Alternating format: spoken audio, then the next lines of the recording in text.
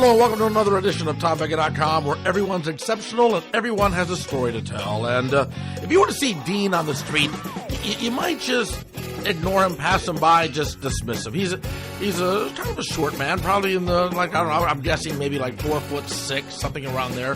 Kind of stocky, heavy set, and quiet. Doesn't really, not very outgoing kind of a guy. And he goes from bar to bar on weekend nights selling roses. Again, you wouldn't think much of him necessarily if you just meet him on the street. However, what you don't know about Dean is that Dean has Aspergers. Aspergers. Now, that many of you, and me at least, I'll just say with me, I didn't know about Aspergers until I saw The Lawyer on Boston Legal. Remember that old TV show? And you had the lawyer that always kept on rubbing his hands on his legs, but he was a great lawyer. He just couldn't really deal with people. And Dean is not a great lawyer. He doesn't rub his hands on his legs, but he does have Asperger's, which manifests itself in different ways. And so I sat down and talked with Dean, not only about his Asperger's, but also what it's like just being a rose peddler, growing and selling roses to patrons in bars. Again, somebody that you might never ever talk to on your own life, somebody you might never have a discussion with, or even know that the man has Asperger's, but someone you can meet here in the community at TomBecka.com. At the end of the interview, stay tuned, because I will tell you if Dean is right. It's somewhere in the middle of this interview. Dean starts giving out birth dates of famous people. I just pick out names at random, and Dean can give a birth date and talks about the guy. And I just want to know if what he said was true. And so I did some research, and I'll tell you whether or not he was hitting the birth dates on the head at the end of this interview. But yeah, whether you know somebody with autism, whether you know somebody with Asperger's, or just curious as to what it must be like to live in a different world than most other people, you're going to get that chance now with Dean here on TomBecka.com. So you have Asperger's. Yeah. What is Asperger's? Well, it's a form of autism, high functioning form of autism. They call it the spectrum. Like on one end might be somebody that's totally out of it, can't carry on a conversation, and then the other end is somebody with Asperger's that's maybe can function, definitely, and maybe has a high level of intelligence, but just does have a hard time relating to people or communicating. Yeah. Because really, what is autism? Well, I mean, if somebody that doesn't really know, we hear the word autism a lot, but maybe people don't know really what autism is. How would you describe autism, whether it's high functioning or not? Well, I'm not, medical, Mm-hmm. I just think people with autism, in my mind, are people that have a hard time coping or communicating the way that, I guess, you have to define normal, but what Asperger's is, it's basically your brain is wired differently than most people. So that certain parts of your brain are underdeveloped and other parts are overdeveloped. So I think that's what Asperger's is now. As far as autism, on the other hand, I'm not, Yeah. So, and you didn't know that as a child. You didn't know you had autism. You didn't know that you had Asperger's at all, did you? They didn't even hardly recognize it. It was first recognized in Europe and Great Britain. And then up until, it wasn't even, in this country, it wasn't even hardly recognized up until about 1990s. By then, I was a full-grown adult. What was it like being a kid then? Because you say, with autism, you have a tough time relating to people, communicating with people. What was it like as a kid growing up then, not knowing and not being diagnosed as being autistic? It was kind of tough, but you were just expected to be like everybody else because everybody thought you were like everybody else. So you had to compete like everybody else, and sometimes, you just couldn't do it. And you just, you didn't. Was it very difficult then as a child growing up, I would imagine, in that sort of a circumstance? Well, I guess if you don't, ignorance is bliss, I guess, if you don't really know there's a problem, you just, because lots of time, for the most part, I thought I was normal. And everybody else was weird and you were normal. Okay. So I guess that's how you got through it. Yeah, yeah. So when did you find out that you had Asperger's? Well, my brother, he went through a second career, and then he got a job as a guidance counselor, and he was working with kids, and he was working with this one kid, and with these Asperger group, and he said his mannerisms and behavior was just like reminded him of me. Mm-hmm. And then we took a test, and basically it was pretty obvious. How did that make you feel when you knew that your personality was now like diagnosed as an illness? Well, Asperger's isn't an illness. It's not? No. There's no medication you can take for it. And even now, it used to be classified as a mental disorder. Even now, they took that off. But as far as, Well, then how's it diagnosed? How is it classified? What do they say Asperger's is? they give you like a list of, I can't think of the word for it. Like a checklist sort of a Yeah. thing? Or? Like a list of characteristics. Give you like a list of characteristics that. But I mean, okay, if it's not diagnosed as a mental illness, if it's not diagnosed as an illness at all, is it just diagnosed as a personality trait? Is that sort of how they look at it? Yeah, pretty much, yeah. Yeah. And by the way, you talked about people with Asperger's tend to have the brain wired differently. I want to get to that a little bit because there's something that you do that I find just completely and totally phenomenal and just mind-blowing, quite honestly. And we'll get to that in a little bit here. But I want to talk now about how this affects you like in your day-to-day life. Now, for a living, you make a living, you go around selling roses. You go to bars and restaurants at night and on the weekends, and you sell roses to people. Is that because you couldn't get a job like in a quote unquote regular type of a 9-to-5 job, or is that something you really enjoy doing? It's a little bit of both. I mean, I could get a job, but I had a hard time keeping a job. It wasn't because I couldn't perform, but it was basically people didn't understand me, and I guess I rubbed people the wrong way, and I ended up getting fired for, office politics, for lack of a better word, for the most part. And so I had a hard time. I needed a job to make a living, so I needed to do something that I had more control over myself. And this just happened to be something that came up, and I was able to start with it and kind of go from there. So that's part of the reason why I do what I do is because of my Asperger's, so because I have more control over what I do. But at the same time, it kind of makes it difficult because it's not. Typically, it wouldn't be a good job for somebody with Asperger's because of the amount of involvement you have to have with people. Yeah, because generally speaking, if you have Asperger's, you don't tend to socialize a lot, do you? Right. That's one of the key hallmarks of somebody that has Asperger's is they have a hard time with communication and socialization. Then how do you deal with it? And what do you do? Do you just sort of like pretend that you're somebody else while you're doing this, or you just something you have to do so you do it? It's kind of a bit of both. I think there is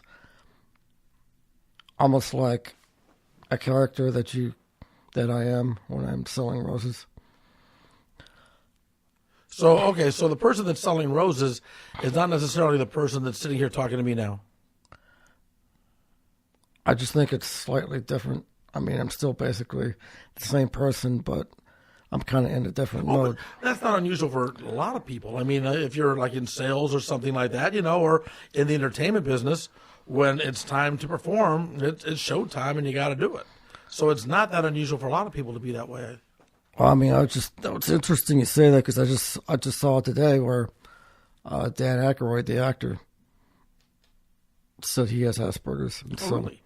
And so his whole acting persona is kind of an offshoot of that. He uses that as kind of a way to focus his energy. Now, a lot of people, matter of fact, the first time I ever heard of Asperger's was the TV show Boston Legal. and that had the lawyer that had Asperger's. He's a very intelligent, incredibly intelligent lawyer, but he couldn't communicate well with people, and he kept rubbing his hands on his legs, and he was, That's another hallmark or characteristic. What? Certain physical gestures, like when I was a kid, I don't do it much anymore. I used to rub my hands quite a bit, and that was one of the things that my brother saw in this other kid, or I would like flicker things with my hands. Or I used to collect baseball cards for me and my brother, and I used to take, I don't know what to do. I used to kind of go like this with him. Uh-huh. Kind of a nervous twitch. Just to play with the baseball cards and sort of a nervous twitch. Are there... You say that Asperger's is a high-functioning form of autism. Are there certain levels of Asperger's? In other words, is there a high-functioning Asperger's versus a low-functioning Asperger's, or is it... Well, there's always individual differences. So, I mean, you can't say one thing fits everybody because that's not true. Right. But I think there definitely are differences among that area. Is there like a support group of people that have Asperger's? In other words, I know that like a lot of people that have a common bond of some sort, they get together for once a month meetings, or they get together as a social network to try to communicate their problems and everything. Do you or do Asperger's people, do they tend to, as you say, they don't associate well with other people? Do you associate better with people with Asperger's? I'm not really aware of that because I'm not aware of any groups, at least for adults. I think there might be some for non-adults, kids. Mm-hmm. But I think there's not a lot of support for adults because I think most people, when you say autism or Asperger's, people think of kids. And that's definitely true, but those kids become adults, and so it's almost like people have the attitude once you become an adult, you outgrow it. You don't. Now, this is not you're not going to outgrow this. You're not going to. This is who you are. Mm-hmm. You talked. What? I'm sorry. Well, like I said, just getting back to when I was a kid, I didn't know any different. Did you get picked on a lot, bullied a lot when you were in school? A little bit, but not much. I just remember, like, when I was, like, in grade school, I wanted to, like, be alone by myself, and kids would, like, want to come up and play with me, and, and all I would say was, leave me alone, leave me alone. And it wasn't because, I don't know, I just wanted to be alone. It wasn't because I didn't dislike the kids or I wanted to be mean. I just wanted to be alone. You want to be alone, but yet you put yourself in a position as a career now where you're out among people all the time. In your personal life, I mean, do you date? Do you go out? Do you have a group of friends that you hang out with, or after you're done at work, you just sort of go home and? My work is pretty much my social life for the most part. I mean, I do go out when I'm not working once in a while, but usually, by the time I'm out working in the bars and restaurants 3-4 nights a week, on my nights off, I just soon, stay at home. Plus, I have another project that I do that takes a lot of my time when I'm not working. So, what do you do for fun? I listen to music and I go on the internet, and I'm doing a project that I've been doing for a lot of years. It's a genealogy project that I don't know if you ever heard of the Human Genome Project, where they mapped up all the human genes. Mm-hmm.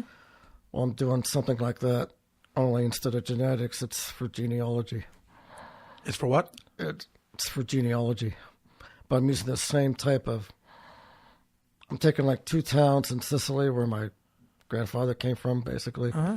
And I'm just trying to track all the families from those 2 cities, like from... So it's not just genealogy for your own family tree, but the family tree of these town. 2 towns. I would imagine that takes a lot of time. Yeah, I've been working on it off and on since about 1994. Why the interest in that? Why do you think you like that? I don't know. It's like a compulsion, and that might be part of my Asperger's, is that you just feel a need to do something. and I enjoy it, and I think it's interesting. Some people, it's not, But it's the sort of thing that you can. But I've been able to sell my research to different people by way of word of mouth, basically, and I'm trying to get to a point where maybe I could publish this either in a book or on the internet at some point. Yeah, I couldn't imagine doing that. For my mind, it doesn't work that way at all. As far as the patience that it would take to do something like that, do you think you have more patience because you have Asperger's, or does it affect your concentration at all? In other words, can you focus for a long period of time on something like that? That's part of the Asperger's, is that you can almost be overfocused. I think that's what happens to me. One of the reasons why maybe I can't communicate or socialize is that I'm so focused on whatever I'm focused on that I can't really connect with other people because I am that focused. So I'm guessing that you don't date, or you're not married. And have you ever been married? Have you ever been in a long-term relationship? No. It's weird, but not just. It's hard to explain, but sometimes when I'm with people, whether men or women, I feel like sometimes there's like an invisible door between me and the person, and you can't get past it. That you can't get past it, or they can't get past it to you? Well, probably both, a little bit of both, but probably more so with me. So it's not always, but yeah.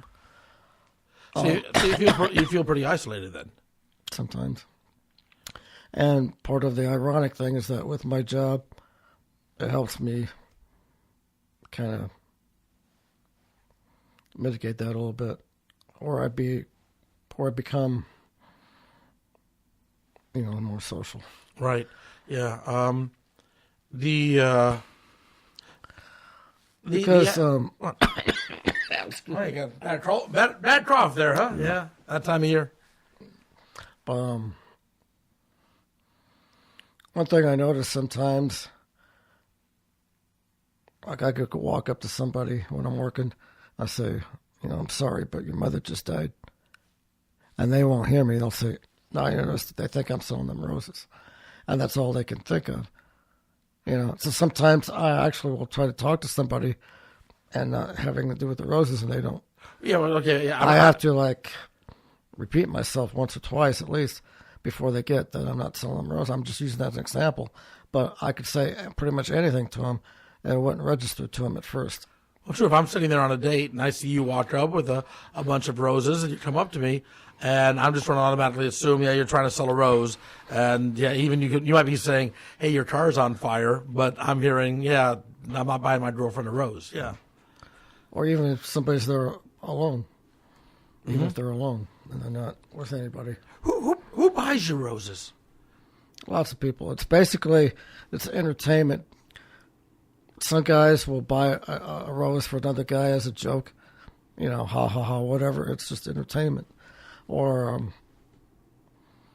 so there's, it's not always for romantic or to get hooked up. A lot of it is, obviously, but I also think that some people buy roses because it's kind of like a domino effect. They see one person and another one, and then to be kind of part of the atmosphere, part of the activity, they'll buy one. So it's kind of like being part of it. As soon as you sell one, then it's easier to sell more because the ball is rolling and everything. Yeah. I'd mentioned that you have a unique brain in that something you can do that I just find totally fascinating. Before I get to that, I think about Asperger's too, and then what I've seen before. A lot of people with Asperger's are very creative musically, aren't they? Or at least I've seen that before in other, like on 60 Minutes exposés about some great musician that can't even communicate to anybody else, but boy, you get them in front of a piano and they can just play the most complicated classical pieces.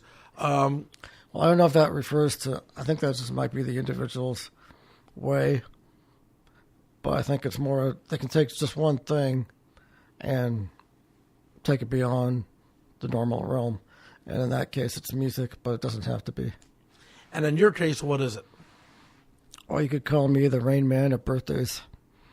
I know people's birthdays, famous and just people I know, and off the top of my head, right here, right now, I can tell you when their birthday is.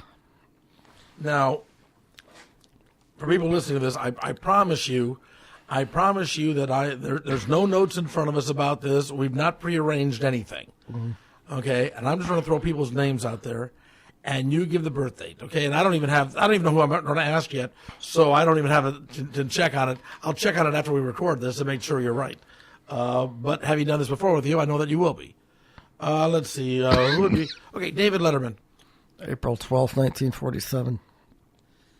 Do you know what day it was? I mean, on the trip you say it was a Tuesday, no, but just the date. April 12th. It's also David Cassidy's birthday, 1950. Walt Disney. December 1st, I think. I haven't thought about this one. 1901. Sometimes I'm a little off on the years, but I'm pretty sure it's December 1st. What about Mickey Mouse? Yeah, he don't count. Well, he don't count. Well, he don't count because he's not the same birthday that I've got.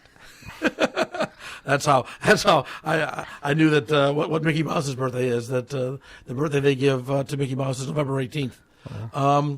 What about Barack Obama? August 4th, 1961. JFK. May 29th, 1917. Willie Nelson. April 30th, 1933. Let's see, going on the line here. Paul McCartney. June 18th, 1942. George Clooney. May 6th, 1961. And again, I don't have these in front of me, so I can't prove it. But I know that after I record this, I'll look these up, and you'll be right. How did you know that you had this talent? Like when you were a kid in school, did you have that too? Well, it started way back when. I don't know how this even started, but my parents bought me these little statues of presidents, and I was like 3 years old, so I couldn't read. So I pick up like whatever George Washington. I'd ask him, "Who's this? Who's this? Who's this?" And it drove him nuts because, But basically, what I was doing was I'm memorizing the names with the statues, and then from there, I collected baseball cards with my brother, and they had the birthdays on back of the baseball cards, and that's how I started that. So you could name me like some obscure baseball player from the 60s. I could probably tell you their birthday. Vic Davalillo. July 31st. No, come on, really? Yeah, the smile on you there, yeah, like that's it. Vic Davalillo played for Cleveland Indians, shortstop. Yeah, when I was a kid, that was one of the shortstops. Played the shortstop for the Indians. Wow. So you remember all this stuff? Is why birthdays as opposed to? I mean, are you the same way? In other words, could you? I can remember other stuff just not as well, but like one time, I was at the midnight mass with my family, and they made the announcement. The owner of this license plate 5B4042, your lights are on. I said, "That's so and so's car." And sure enough, that guy got up. And you just yeah, I started laughing. Now, and it was all subconscious, right? I mean, in other words, you hadn't studied license plates and said it's all just subconscious. You read it somewhere and you remembered it. Yeah. So I could do that like with license plates, phone numbers, addresses, but just not as good as with birthdays for some reason. Like if I were to call an order something over the phone, and they'd say, "Okay, what's your credit card number?" I'd have to take out my credit card to read the number. If you did that and ordered something over the phone, and they say your credit card number, could you just recite the number? Yeah. Yeah, I won't ask you to do it now, but so like people store numbers in their phones. I don't really, because I know it. What about like web addresses and stuff like that? Probably too, huh? Yeah. I mean, if I use it more than, if I use it. It was like, I also used it like, I was always good at spelling. Because once I saw the word spelled once, I just memorized it. Is it things that you're interested in? In other words, you mentioned that, like if I were to ask for the birth date of Joe Askew, June 3rd. I'm pretty sure. Joe Esty was a catcher for the Indians back about the time Vic Davalillo was playing. I can give you Rocky Calavito's birthday. Oh, there you go. Rocky the Best. August 10th, 1933. Okay, now, so you were interested in baseball. Do you also remember, like, for instance, if like movies, like if I were to mention a movie, could you give me the cast of the main characters? Or if I were to, talk about an old rock band, could you, that wasn't the Beatles or Led Zeppelin, if I were to mention, let's say, like the Guess Who, could you tell me who all of those members were or stuff like that? To a point, but I'm probably better at, like if you tell me a song, I could tell you when it came out. Something like that. Guess Who, No Time. 1969. Wintertime. Mm-hmm. Wintertime of 69. And again, I'll check all this stuff out. But I know in the past that you've gotten these right, and it blows me away. It blows me away. I would imagine, now you say... See, what happened was one time I don't know why, but I was a hall monitor in high school. One time. I don't know why. But I was in this monitor, and this psychology teacher had his class out for whatever reason, and they were like standing around, and the kids got wind that I could do this. So the kids were coming up to me, when's my birthday, when's my birthday, when's my birthday? Mm-hmm. So the psychology teacher just kind of like got blown away. So he had me go to all his different classes and recite everybody in his class's birthday, and I got like 90%.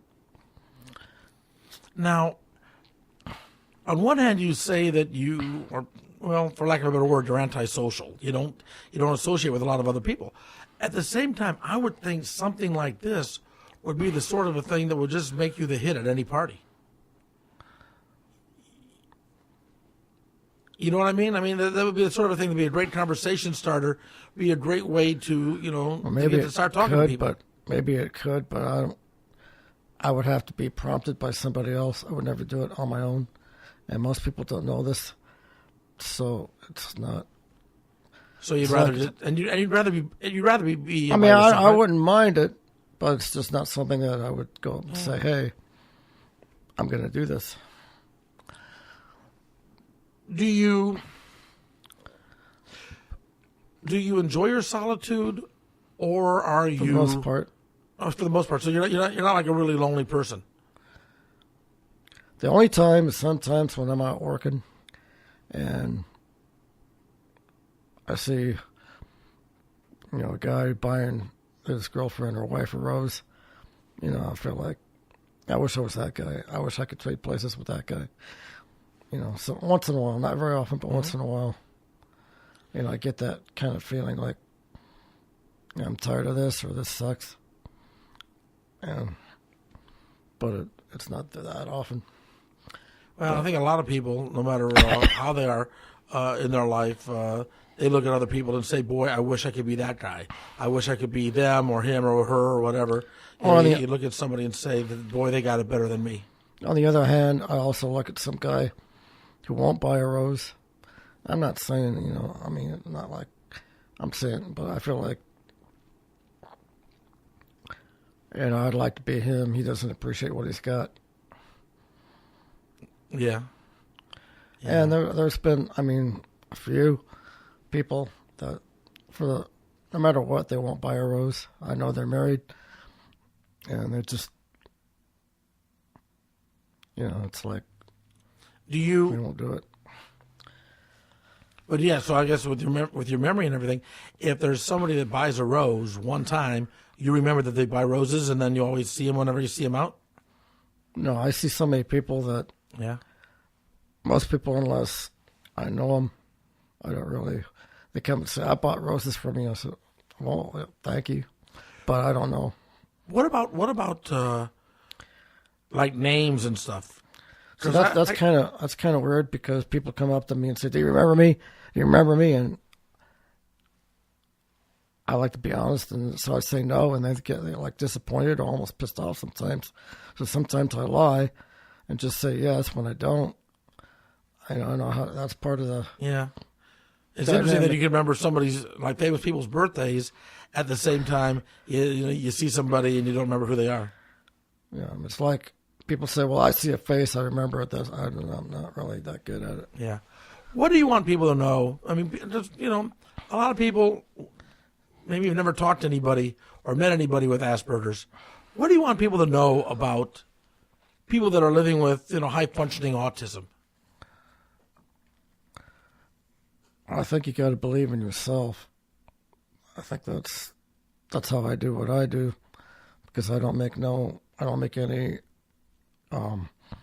apologies or excuses for what I do. I don't have a problem with it, so I don't feel like I have to,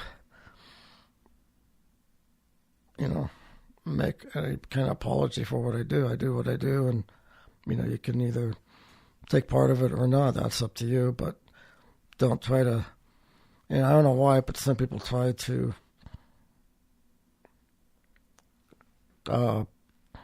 squelch what I do. Like, I shouldn't be doing it. I don't understand that. They don't think you should be doing what you do? Yeah. Why? I don't know. They think that I'm being rude or I'm being out of place But you're just being yourself. Yeah. Yeah, because your social skills are not maybe as fine-tuned as somebody else's would be.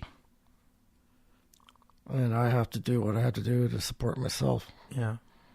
Can you make a decent living selling roses? Yeah, I've been doing it for 13 years. And it's pretty much, I've had a lot of other jobs, and I've done better at this than I had working on an hourly wage. So that's something that if I had started now, I don't know if I would have been able to be successful at it, because it's a lot tougher now than it was. Why? Because of the economy, or just... Yeah. Back when I started, there was no such thing as a dead bar on a Friday or Saturday night. No.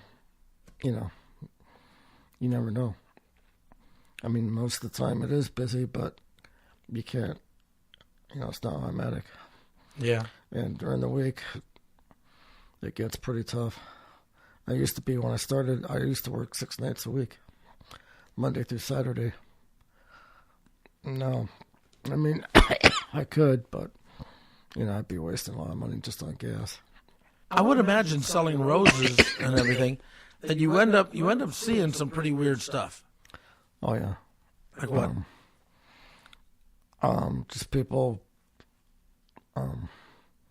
asking you to do things. Like, I had this one guy used to pay me to do jumping jacks. Why? I have no clue. You'd walk into a bar, he'd give you $5 and say, do some jumping jacks? He'd give me more like $20. Really? So, what the hell? One guy, I don't know why, but he wanted my coat and tie. He paid me $100 for my coat and tie. And he was a big guy, about 6'5". Man, he put on my coat. He, tore it all apart, but he still paid for it. And so you do that because it's sort of, it's money, and B, it's entertaining. And in many ways, that's what you are. You are in the entertainment business if you're out selling the roses. And people will, I get a lot of requests to pose in pictures, which is fine. You pretty much can't say no, because that's part of the entertainment factor. I see you on Facebook a lot with a lot of pictures of people that you're often being posed with beautiful women. That's part of the what they call it. The benefits? Yeah, fringe benefits of my now, job. You are a short man. You are a short, stocky man, and I'm not. Is that do you think that has something to do with it too when you go to sell the roses, your appearance as well as the autism? In what way? Well, just as far as like you said, that guy that was 6'5" who bought your jacket. It's like the juxtaposition of the big guy and the little guy. That might have. Yeah.